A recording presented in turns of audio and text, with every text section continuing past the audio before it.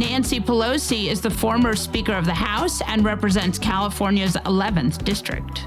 Welcome to Fast Politics, Representative Nancy Pelosi. Thank you, Molly. I'm very excited to be with you. I've heard wonderful things, and I'm very much looking forward to being on. Well, we're delighted to have you. So I wanted to ask you, one of the many times I wanted to have you on this podcast was when I was watching the C-SPAN coverage, and you had written down all of the numbers, and you had calculated that Kevin McCarthy did not have the votes. He didn't until he did. But the fact is that was a mystery to all of us as to why all of that wasn't done, shall we say, behind doors, so that his eventual election as Speaker would be clear to the public. What we were talking about with the numbers is that if you have X number of presents, then you need fewer number of yeses. But you can't have too many presents because then the Democrats have more yeses. So again, it's complicated. What actually happened at the end, because I was sitting there, when the Republicans said they wanted to adjourn, and we voted no because we thought that the public we should have a Congress that was functioning, that our members should get sworn in, that we could engage staff, and that we could be a Congress of the United States. So just get your act together and get this done. They were saying, yes, they wanted to adjourn and hold it over until the next week. And we said, no, get it done now. But what happened then, one of their no votes came forward and said, it's okay. On the next vote, I'll be with you. I'll be present or whatever. I'll be an okay vote. On the next vote, I'll be okay. So then immediately Kevin said, okay, everybody, vote no on adjournment.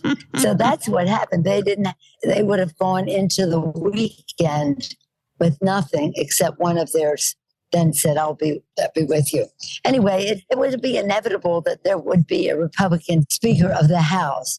So it was just a question of time, get it done. I was hoping Kevin could get it done on the first ballot. What is it they need?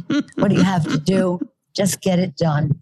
But anyway, I was showing the members how you can't keep getting presents, people voting present and no, and have it add up to a majority of the members of Congress. I read a story once about the kind of vote whipper you were when you were Speaker and how you would double, triple, quadruple check to make sure that you had the votes. Yeah. It feels like, McCarthy has brought a bunch of things to the floor, a few of which have not passed, which he had tried to, he got Ilhan Omar kicked off a committee. That was, I guess, he was very pleased with that. Do you just watch it and sort of like, how is he doing it this way? And why is he not more careful with the vote whipping? Well, I think he's getting the majority vote on the floor, but it's not something that's going to pass in the Congress of the United States. It's just not going to pass in the Congress. It's not going to become the law of the land. And again, what is the important use of time there in order to move us forward? We have important work to do. I don't think that at this point he will fail to get the Republican votes he needs for when he gets serious about the legislation. We'll see. But on some of these, so we say, messages that he's putting out there, he probably will continue to have the votes. But who knows? He only has a 5-vote margin. One person, sadly, is not well. So there's a 4-vote margin, and that's tough. If you had if Santos had been a Democrat, he never would have been. But if he had been, would you have pushed him to resign? McCarthy thinks this vote helps him, but it has continually been such an embarrassment. Well, he's an embarrassment. Question is, are these people embarrassed? Quite frankly, he may be an embarrassment, but some of their members are a danger to the American people. to watch what is happening on the Republican side is really sad. This is the grand old party. I keep telling Republicans, take back your party. This isn't who you are. You've done great things for America. You've had great presidents of the United States. And now you look like a punchline. You look like a joke. But again, his behavior is such that it does not bring dignity and respect to the House of Representatives. And that is a rule of the House, that your behavior should not bring disrespect to the House. So he's already violated that. Whether he has violated the law in terms of campaign contributions, whether he has, I think, two things. All the things they talk about, enhancing his resume, all that stuff, terrible. But what really matters is, did he break the law? Did he violate the rules of the House? And did he commit hubris by associating himself in a way that wasn't true with the Holocaust? We hold that in a very special place. And clearly he did not. I don't spend a whole lot of time on him because, again, he's not a legislative danger at the moment. I think it's a shame that he is in Congress. I think it's a shame on the Republicans that he's there. But again, they have a good deal of shame going on their side of the aisle. In New York State, I'm in New York City, actually, we've had a really not great run in these midterms, despite the fact that Democrats had an amazing run everywhere else. Yeah, we did. I mean, you know a lot about sort of the party and how to get it done. What are your thoughts about New York State? Well, let me just say about the election writ large. I kept telling people all along, all over the country, campaigning for candidates or making speeches to a broader audience or raising money, whatever, that we were going to win. I said, do not pay attention to any of these pundits who are sitting someplace in D.C. deciding they know what's going on in the rest of the country. Our candidates came forth after January 6th. They came forth with patriotism, with courage, and with confidence that they could win. They knew why they were running and they were determined to win. So I felt very confident that we could hold the House. Others said, oh, no, you have the wrong message and you this and that. And I said, no, we don't have the wrong message. Oh, your message is in the rearview mirror. No, it isn't.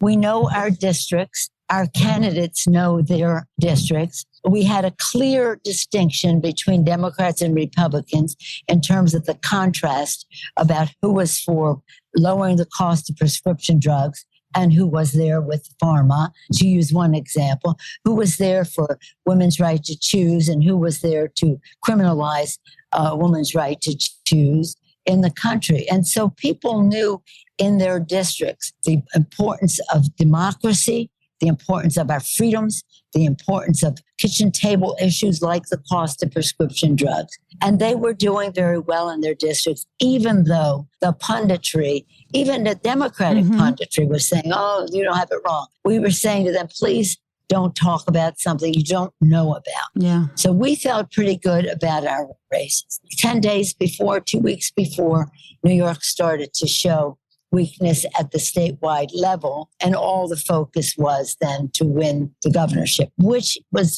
very, very important to do. But it did come at the expense of our races on Long Island and in the Hudson Valley. And that was most unfortunate.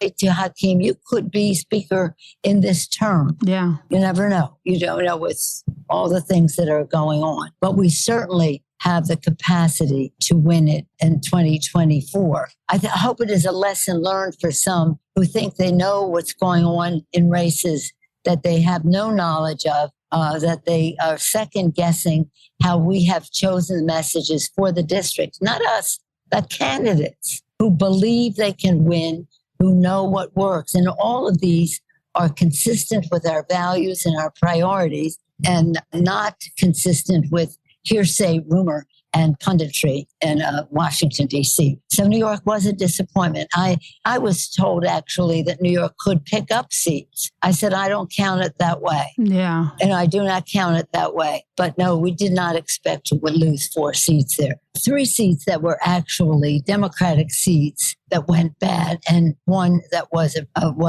Sean Patrick Maloney. He lost by a 0.5 percentage point. Yeah. When the governor lost by like 10 points in his district. other statewide office holders went down in their percentage in those particular districts as well. Yeah, it was mind-blowing. So, but you think the governorship ended up distracting from the congressional seats? The fact that they did not address the political concern that was clear early enough had an impact, on the House seats. Let me say this. I'm a former chair of the California Democratic Party years ago. If I want to win statewide, I know what I have to do. If I want to win congressional or legislative seats, I know what I have to do. If I want to do both, then you have to do both. So, for example, if you want to win statewide, what do? You do Los Angeles, San Francisco, Oakland, Berkeley, San Jose, like that. But if you want to win seats in those Democratic areas, those seats are won. Right. So a choice had to be made. So in New York, the representation was that they were doing both. But the downside of the governor's race was too much. I mean, if Sean Patrick is losing by half a point, and the governor is losing by 10 points in his district, you see what the challenge is. And again, I fully support winning the governor's race, but I did not think it had to be at the expense of the control of the House of Representatives. In California, you have made a statement on that senatorial seat that is, everybody wants it. Yes. Can you just tell our listeners what that endorsement was? My statement was that if Senator Feinstein decides to seek re-election, she has my wholehearted support. If she chooses not to run, I'm supporting Adam Schiff for Senate. California is a huge, wonderful state, probably the fourth largest economy in the world, 40 million people. Our balance of trade because of agriculture and so many things, meaning the U.S. balance of trade, much of it springs from California, whether it's movies or produce. And so we need a strong leader in the Senate. Senator Feinstein, in my statement, I spend most of my time singing her praises, that she has one of the finest legislative records in Senate history, that she has been a champion on the public safety, whether you're talking about safety and security, whether you're talking about assault weapon ban or you're talking about Intelligence Committee, where she is such a champion as a chair. We want a senator who will continue that strength. Adam Schiff is a person who is the chair of until just now, when the speaker took him off the committee because he was too effective Adam was too effective in his opposition to Donald Trump, and Kevin was so catering to Mar-a-Lago. But until then, he was chair of the Intelligence Committee. And so from the standpoint of our national security, he sees a nexus between national security and the fact that our security is also measured in the health, education, and well-being of the American people. So he sees that connection between security and economy and kitchen table issues for the American people. I'm very, very excited about supporting him should Diane decide not to run again. She has been remarkable, an icon, a woman in government and politics, just an iconic figure whom I love and respect. But if she decides not to go, I think we need a strong senator, both in terms of the security of our country, the strength of our economy, and the fairness of it all in terms of addressing disparities and the rest. Adam Schiff has done this again and again and on an ongoing basis. People like Tucker Carlson have spread horrible rumors about you. You have been demonized, as many successful women have. This leads to an actual concrete attack on your family, in your home. Yeah. Are you furious? I mean, I'm furious for you, and I'm not you. Yeah. First of all, they demonized me because I was effective. I'm biggest fundraiser, passed legislation always, but I also give credit to my members. I'm not their unifier. We're unified by our values, and our members are very courageous to do what is needed to be done. So, but because I have an effective record politically, and more importantly, policy-wise, they decided they had to try to take me down, which is sad because that's not what politics should be about. But it is what that it has been about. And it was a plan on the part of the Republican National Committee to do just that. But what's sad for me is that while I'm the target, they went after my husband, and that's really a horrible thing. Take it to a larger place. What I'm concerned about and have been for a number of years is that when I've encouraged women to run when I came to Congress, there were 12 Democratic women, 11 Republican women, 23 out of 435. Terrible. So I said, oh, I can't, I'm a former chair of the party. I'm political. So we have to change that. And Barbara Boxer and others, we just made a decision to do that. And now we have about 90 Democratic women. We certainly want more. The Republicans have gone to maybe 30 or something like that. So they have grown their number too, not the way we have, but they have more. And we certainly want more women on both sides of the aisle. But the fact is, when you talk to women and say that our country needs you, there's nothing more wholesome for our government and our political system than the fuller participation of women in the process. That you will make a tremendous difference. They say back to me, I could never subject my family, because many of them are much younger than I am now, but when they start off, I can't subject my family to the negative attitude. I can't have my children coming home from school crying because somebody saw something on TV that wasn't true about me. And so that's what concerns me more. Of course, I'm most concerned about what happened to my husband and the threats to me and my family. But again, to what it means in the larger sense, to women saying, I just don't know that I can subject my family to this. Now, many have, and they are courageous, and there's much been written and said about threats to members of Congress, men and women, and that's most unfortunate. But I resent the impact of that their negative attitude toward me has had on other women taking the stand. I've had women tell me that after some of the negative ads that have been played against them, people they know will cross the street when they see them coming. And their children will come home crying, as I said. And that's just not what politics should be about. So I've always said, if we want more women in politics, we have to raise the civility and lower the role of money. And we'll get more women to run. And that when women succeed, America succeeds. And I believe very strongly in that. Is your husband doing better? Oh, you're kind to ask. He's about halfway there. The doctor told him about 6 months to be sort of normal. We just went past 3 months, 3 more months, and we hope that by then he'll be close to normal.